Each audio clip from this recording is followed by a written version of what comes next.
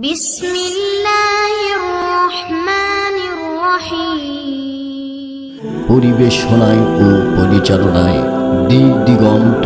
ওই টাকাগুলো কই? আপনি আকিস গ্রুপের কাছ থেকে 35 লাখ টাকা নিয়েছেন, মালিক আমারে বলল। কয়েকদিন আগে আমি গিয়েছিলাম দেখা করার জন্য, বলছে হামসা আমার কাছে 35 লাখ চাইছে, আমি 32 লাখ অলরেডি দিয়ে দিয়েছি। এরপরও বলছে টাকা দেন, মনে হচ্ছে টাকা আমার কাছে পাই। কি করেছেন বলেন তো আপনি? এই মানবতা বিরোধী অপরাধ গুলো করার পরেও যাদের ভেতর থেকে অনুশোচনা আসে না, আরো আনন্দে থাকতেন যে আগে কি সুন্দর দিন কাটাইতাম, এরকম গান বলে না? আপনার ঈমান নেই, আপনি হজ করেন আর দরবেশের মতো দাড়ি রাখেন, আপনি একটা বেঈমান। এখানে আপনার জন্য আজকের ওয়াজ না, আল্লাহ আমাদেরকে ডাক দিয়েছেন যাদের ঈমান আছে, যাদের ভালো কাজ দেখলে আনন্দ লাগে, অন্যায় দেখলে ভেতর থেকে একটা বাধা আসে, একটা প্রতিবন্ধকতা সৃষ্টি হয়। আমি জানি এরকম মানুষ এখানে আছে। এদেরকে আল্লাহ ডাক দিয়ে বলেন, উদখুলু ফিস-সিলমি কাফা, তোমরা প্রবেশ করো ইসলামে পরিপূর্ণভাবে। এখানে আমার আলেম যদি থাকে, প্রশ্ন হচ্ছে সিনের ওপরে জবর দিয়ে যদি আপনি পড়েন তাহলে সালমন হয়। সালমন মানে শান্তি, সালমন মানে শান্তি। সিনের নিচে জের দিয়ে পড়লে হয় সিলমন, সিলমন মানে ইসলাম। সিলমন মানে কি? ইসলাম। আল্লাহ কিন্তু ডাক দিয়েছেন ইমানদারেরা তোমরা শান্তিতে প্রবেশ করো, না ইসলামে না, না এখানে শান্তিতে। সালমন তো আল্লাহ দেয়নি, সিলমন দিয়েছেন। আল্লাহ আমাদেরকে ডাক দিয়েছেন তোমরা ইমানদার যারা ইসলামে প্রবেশ করো। কেমন করে? আংশিক না পূর্ণাঙ্গ?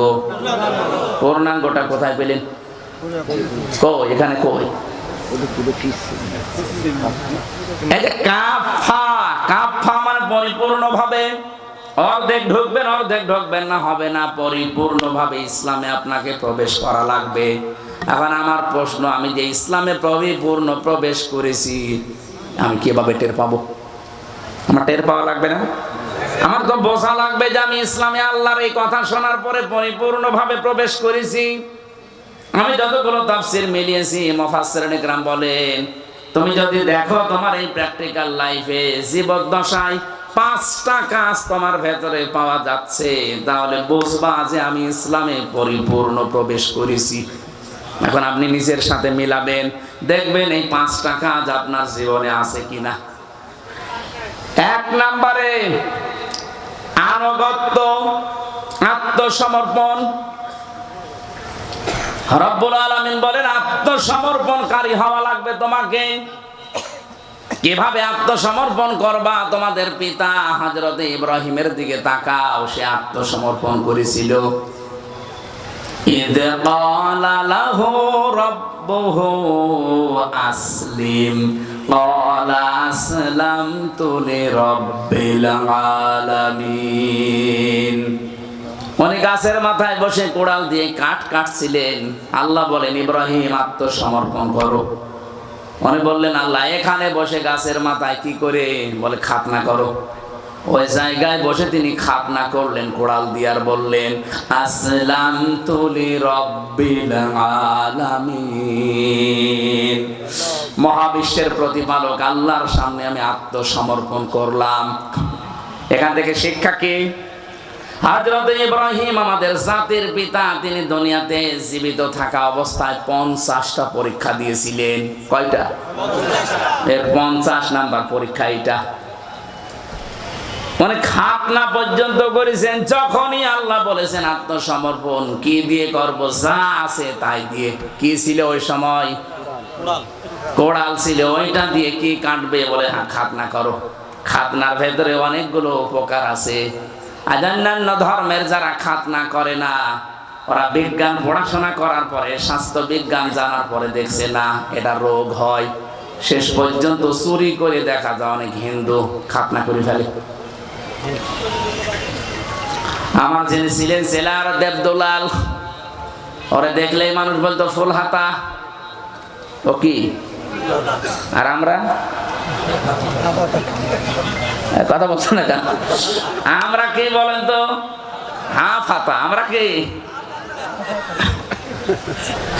ওরা ছিল ফুল হাতা। ফুল হাতা এইগুলো দেখেন, এইগুলো আজ দেশকে অস্থিতিশীল করার জন্য, অশান্ত করার জন্য অনেক চেষ্টা চালাচ্ছে। আমার মনে হয় এদেরকেও ধরে হাফ হাতা করে দেওয়া দরকার। আমরা যারা হাফ হাতা আছি তাদের দ্বারা কিন্তু কোনো সমস্যা হচ্ছে না। ফুল হাতা যেগুলো, এরা মাঝে মাঝে কাদের কল কাটিতে যেন ইশারায় যেন উলট পালট চেষ্টায় আছে। এই চিন্তা ভাবনা থেকে বের করার জন্য এদেরকেও হাফ হাতা করে দেওয়া লাগবে। হযরত ইব্রাহিমের সুন্নাত এটা এখান থেকে শুরু হয়েছে, খাতনা করা। আমরা অনেকে মনে করি এটা না করলে মনে হয় মুসলমান হবে না। না করলে মুসলমান হবে না তা না। এটা ইব্রাহিম আলাইহিস সালাম নিজে দেখিয়েছেন যে আমার নিজের বলতে আর কিচ্ছু ছিল না। আল্লাহ গাছের মাথায় বসেও বলেছিল করো, আমি তাই করে ফেলেছি। এবার এটা করার পরে তার প্রথম কাজ কি? আপনি যে আত্মসমর্পণ করলেন, কার সামনে করবেন, কিভাবে করবেন, আল্লাহ পরের আয়াতে জবাব দিচ্ছেন। সূরা বাকারা 131 132 নম্বর আয়াত। ওয়া ওয়াসাবিহা ইব্রাহিম বানিহি ওয়া ইয়াকুব ইয়া বানিয়া ইন্নাল্লাহা আসতাফা লাকুমুদ্দীনা ফালা তামুতুন্না ইল্লা ওয়া আনতুম মুসলিমুন। সূক্ষ্ম বিষয় আছে এখানটায়, একটু ভালো করি। আল্লাহ পাক বলেন ইব্রাহিম তোমাদের জাতির পিতা ইন্তেকালের আগে তার সন্তানদেরকে ডাক দিয়েছিলেন, এবং কি ইয়াকুব আলাইহিস সালাম ওই একই কাজ করেছিলেন। তারা বলেছিল হে আমার আদরের সন্তান, ইন্নাল্লাহা আসতাফা লাকুমুদ্দীন, অবশ্যই আল্লাহ তোমাদের জন্য নির্বাচিত করেছেন, পছন্দ করেছেন, চয়ন করেছেন, মনোনীত করেছেন দিনকে। কাকে? দিন মানে রাতের পরে যেটা আসবে ওই দিন। বলেন বলেন, দিন কি? আল্লাহ নিজে পরিচয় দিয়েছেন কোন দিন জানো? ইন্নাদ-দীনা ইনদাল্লাহিল ইসলাম। অবশ্যই আমি আল্লাহর কাছে মনোনীত একটা দিন আছে, তার নাম আরো জোরে বলেন। এটা ছাড়া কোনো দিন আমার কাছে গ্রহণযোগ্য না। ওমাইয়াবতাগি গায়রাল ইসলাম দীনান ফালা ইউকবালা মিন। কেউ যদি ইসলাম বাদ দিয়ে অন্য কোন দিন দিয়ে আমি আল্লাহকে রাজি খুশি করতে চাই, জীবনেও তার কোনো কিছু কবুল হচ্ছে না, হবে না। এখান থেকে প্রমাণ হয় 4500 দিন এই পৃথিবীতে আছে, একটাই মাত্র দিন আল্লাহর কাছে মনোনীত ইসলাম। ইসলামের বাইরে যত দিন আছে, ধর্ম আছে, একটা দিয়েও আল্লাহকে পাওয়া যাবে না। দুনিয়া আমরা কিচ্ছু না পাই, ইসলাম যেহেতু পেয়েছি শুকরিয়া আদায় করেন আলহামদুলিল্লাহ। কিয়ামতের ময়দানে শুধু ইসলাম যারা মেনেছে তাদেরকে জান্নাত দেবে। বাকি ওই যে 4500 যে দিন আছে, একটার জন্য জান্নাত নেই। এটা যে রেকর্ড হচ্ছে সারা বিশ্বে, কালকে বিভিন্ন ভাষায় ছড়িয়ে যাবে। আহ্বান জানাচ্ছি বিবেকটা কাজে লাগান। আপনারা অন্যান্য কিতাবগুলো দেখেন। আমি কোরআনে কারিমের এই আয়াতগুলো যে মানুষগুলোকে পড়তে দিয়েছি, যশোরের এক অধ্যাপককে দিয়েছিলাম, সরকারি কলেজের হিন্দু বিসিএস ক্যাডার। বলেছিলাম স্যার আপনি মুসলমান হওয়া দরকার নেই, কিন্তু আমাদের ধর্মীয় গ্রন্থটা একটু বুঝে পড়েন। 3 মাস পরে দেখে উনি নিজেই মুসলমান হয়ে গেছে। সারা বিশ্বের অমুসলিম যারা আছেন, যে ধর্মের হোক, সে খ্রিস্টান হতে পারে, ইহুদি হতে পারে, হিন্দু হতে পারে, বৌদ্ধ হতে পারে, আপনাকে আহ্বান জানাচ্ছে আমি মুসলমান হতে জবরদস্তি করি না, জোরও করি না, কিন্তু আমাদের ধর্মীয় গ্রন্থটা একটু পড়েন, একটু বুঝিয়ে পড়েন। টনি বেলেয়ারের শালিকা লরেন বোথ 3 বছরে কোরআনে কারিমকে অধ্যয়ন করার পর শেষ পর্যন্ত মুসলমান হয়ে গেছে। দিন এই পৃথিবীতে কয়টা বলেন তো? মনোনীত কয়টা? এবার আসেন তো এই দিন, এই যে কবরে যাওয়ার পরে আপনি যে বলবেন মা দিনুকা, তোমার দিন কি? না, একবারে আপনি বলতে পারবেন না দীনুন আল ইসলাম। এই যে দীনুন আল ইসলাম, আমার দিন ইসলাম, এটা বলতে হলে দুনিয়াতে মাস্ট বি 5টা কাজ আপনাকে করাই লাগবে। না হলে কবরে যে প্রশ্নের দ্বিতীয় প্রশ্ন এটা আপনি ধরা খেয়ে যাবেন। 1 নম্বরে দিন মানে জীবন ব্যবস্থা, রাষ্ট্রীয় আইন যেটা, এটা আমরা না বুঝলেও ফেরাউন বুঝেছিল।